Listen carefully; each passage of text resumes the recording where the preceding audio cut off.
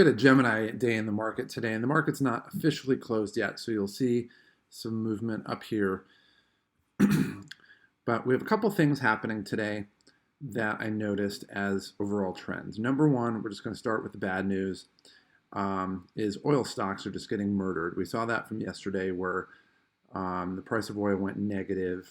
And so we have a couple oil stocks here, PVAC and UCO, which are for the most part ETFs. They don't track oil price, but they track the arbitrage between the current oil price and the future oil price. So the long and short of it, especially for UCO, it took a beating today, you can see today, is they basically will take the earnings or whatever the price differential is from their short-term futures. So let's say you're buying oil in May or let's say you're buying oil in April for a given amount.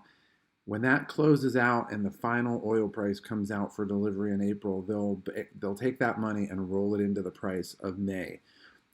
And so typically what you're going to find is that the current oil price could be higher than the long-term oil price. So you take that high price, you cash it in, you apply it to the next month, and you can buy more of it. Well, when the oil price crashed, and I think it settled at like $10 a barrel, they roll that into June. And so as a result, because it's a higher price, they can buy fewer amounts of oil. And so guess what happens? The oil price crashes. But if you've been watching the videos, the price of this is a lot higher than it used to be. And it's because they executed a 25-to-1 reverse split, which means if you have 100 shares, you basically get 4. And the price goes up 25%. But the idea is they want to keep it, they want to make sure that the stock, they're reducing the number of outstanding shares in the stock in order to keep it under $1. They just want to make sure there's not any regulatory issues with the listing agencies. So with that being said, realistically what we're looking at is like 70 cents a share. We've seen it just take a massive hit. It actually went down to like 12 and it's rebounded up to 15. So at this point, we're going to talk a little bit more about what my strategy is in this sector. PVAC is something similar, but they do water. They also not only take natural gas and oil out of the ground, but they basically take water to be bottled out of the water. So they have more of a hedge. That's why you don't see as much of a hit on them. But one of the other trends that we saw today is pretty much all of my holdings, most of my holdings are in the green. The ones that are in the red are just slightly in the red. But we have some positive movement overall on pretty much the rest of our holdings. And then the ones that are watching that we don't own yet, a lot of them are in the red. So we see some green here. Oh, wow, these have moved. These have changed. Okay, so we have some positive movement on the bottom sides. We'll take a look and see what that means. But even then, it's 0.0, 1%, 1%, 2%, 0%, 2%, 1%, 1.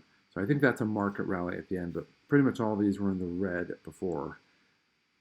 And we have NRZ is kind of the big winner today as far as that goes.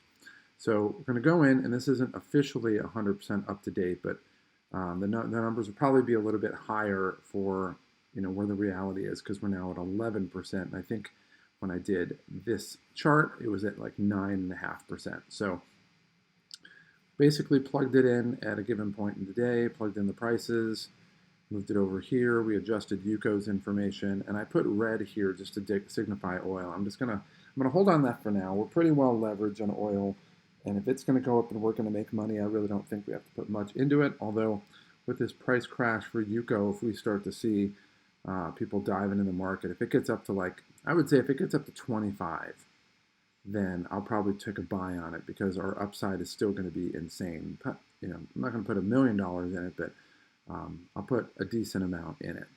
And as a result of that reverse split, our cost basis, revised cost basis is 41. So if we get up to 25, we'll put some more money into it. So with that being said, our top performers as far as our upside performers, our top upsides is Invesco Real Estate. And I looked at this today. It was 6.3, and I looked all over the news, and I was trying to find something good, bad, and different. Should I mark it off red, or should I look at it? And I just couldn't find anything. The analysts a lot of them were on hold. Some of them had buys, but for the most part, this is the most neutral looking stock I've seen pretty much ever. So with that being said, I'm going to hold on that. So going down here, the top five we have here, none of them on Robinhood have analysts putting any data in at all on those. So we're kind of operating the blind there. So that's Yuko, IVR, GNC we're not touching because at least until something massively changes, because they are pursuing bankruptcy potentially. So that's kind of why we redded that out. PVAC is pretty good, but I think we're in a good position as far as our upside now. There's no reason to buy anymore. If we did buy that sector, we'd buy here. But again, we're going to wait for it to go up to 25. And Redwood Trust, we're pretty close to our cost basis. Well, not as close as we think, so we'll leave that alone. So I was going on this, and I just really didn't see anything that jumped out. And one of the cardinal rules that I have is unless you have a reason to buy something, you shouldn't buy it. Unless you have a reason to sell something, you shouldn't sell it. So we're basically sitting in a position where we have things moving at such a minuscule amount. I mean, really, there's no movers here. Azul went down 10%, but I mean, beyond that, it's just such micro movements. And I think everybody just doesn't know. If I had to guess the sentiment of the market, because people don't know what's happening. And so there's not a lot of money being put in because we don't know where we're at. They don't know if they're at the bottom. There's just a lot of shoulder shrugs in the air. People going, I don't know. And so with that being said, there's not really one of these positions where you have a lot of justification. So this is one of those times where I'd recommend, let's just sit pat right now. We're going to take some of the gains we have, and then looking at our portfolio, everything outside of oil is gaining really well, and they're actually higher than this.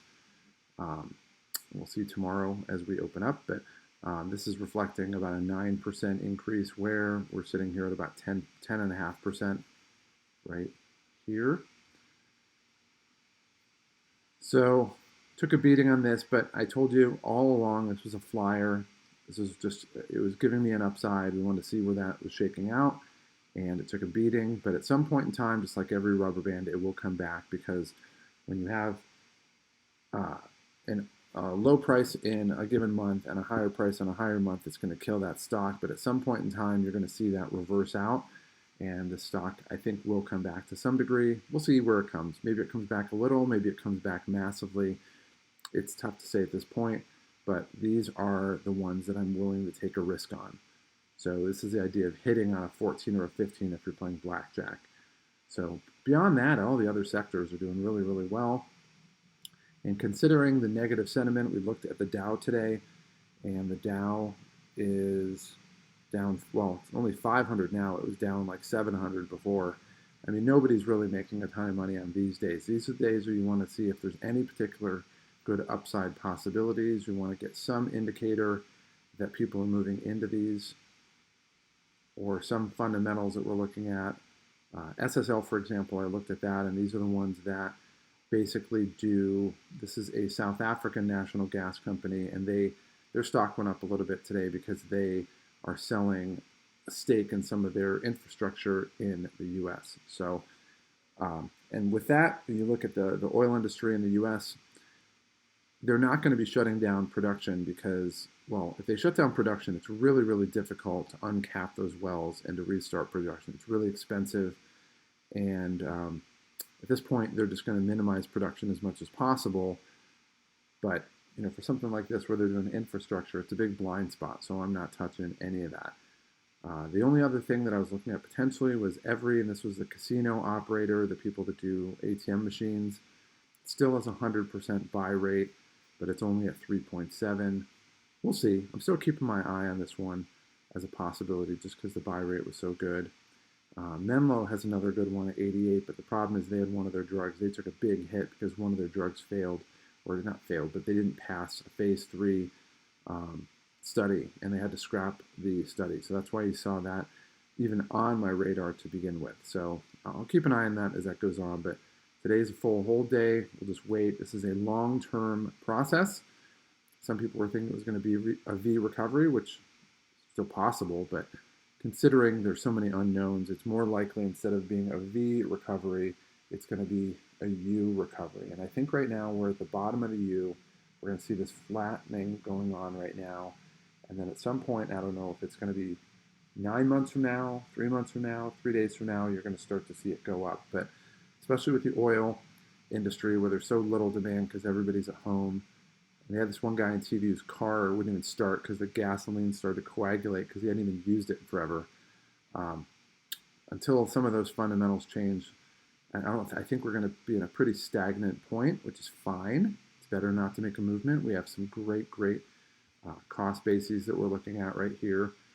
But when we start to see the economies open up and we start to see more commerce and more activity, then you're going to see a lot of these jump. But right now, I think we're in a U recovery, and we're right now in the middle where you don't necessarily have to make a move unless there's a super important reason to do so. So with that being said, we'll see you tomorrow, and hopefully we'll see some positive changes, and hopefully we'll see some opportunities.